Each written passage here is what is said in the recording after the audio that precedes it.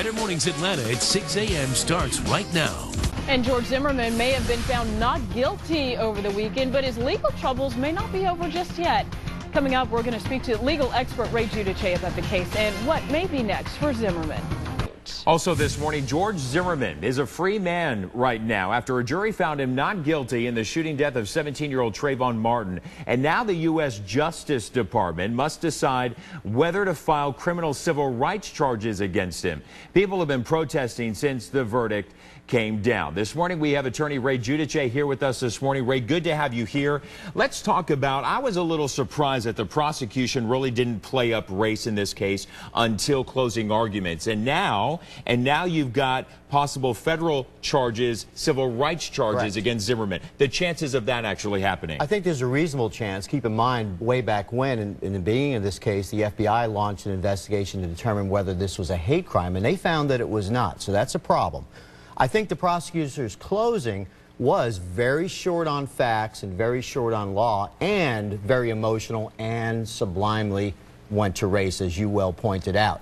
Whether or not he should have used that earlier in the trial, whether or not they should have built that as part of their facts, everybody's second guessing, sure. What do you think this does in terms of, does it set a precedent for future stand your ground cases? I mean, you know, a lot of people, he could possibly be the most disliked man in Florida right now because he doesn't have much of a life left to live. Well, that's true, but the law may not be this disliked in Florida. Keep in mind that law was passed by the legislature. You have a Republican governor who supported this bill, the Stand Your Ground Act. Whether or not there's a groundswell of protest that leads to the clearing up of that law, obviously, the jury had a lot of problem with both that statute and the manslaughter statute. They came back with a specific question on it. So, yes, it could lead to that, but keep in mind, it's a law that would have to be changed by the state legislature. The jury bought into the defense's argument that this was self-defense. And the entire time I was sitting there, and I know a lot of other legal analysts were saying, what about Trayvon Martin's self-defense? Why wasn't Trayvon Martin allowed to defend himself? He wasn't doing anything wrong. He's got some creepy guy following him with a loaded gun. Why wasn't he allowed to defend himself against George Zimmerman? Again, that's where this stand your ground, the portability of it. In other words, we all know about the ability to defend your home, your castle, the Castle Act, or yourself in your car, where Zimmerman was.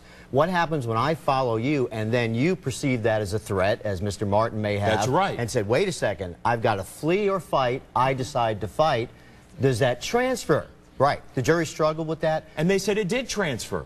Yes, the law would allow it to do so, but I think in this case, the linchpin of this case to me was the terrible job of the state's medical examiner versus the incredibly good job, articulate job by the defense's expert that they flew in from Texas about the positioning of the body, the billowing of the hoodie instead of being up against the body of Mr. Martin when the bullet went through, meaning he was laying down, or the billowing away from the body, meaning he was sitting up. I think that was crucial in this case. Do you think if prosecution had a much better case, this could have ended differently in terms of, you know, to me, just even with the first witness, with the young woman, granted she was nervous, very young, but she didn't, you know, it seemed like they were hinging their case on a lot of her testimony, on being on the phone with Trayvon Martin and being the last person to speak to him. It seemed a little weak to me. Well, lawyers know that clear-cut cases end up in settlements or plea bargains, and close cases go to trial. So this was a problem from day one.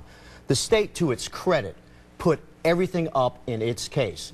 Their opinion was, here, ladies and gentlemen of the jury, we're showing you our case, the good and the bad, you decide. But tactically why they had to do it was because they knew darn well that the defense was going to call those witnesses in its case and say to the jury, hey, these guys hid the evidence from you. They had this witness. One crucial thing about Florida criminal law, different than almost every state, including Georgia, are pre-trial depositions. The defense gets to take the deposition under oath with a court reporter of every one of the state's witnesses before trial. So the defense had all that testimony. That's why they were so prepared on cross-exam. All right, Giudice, always good to have you here, giving us that great analysis.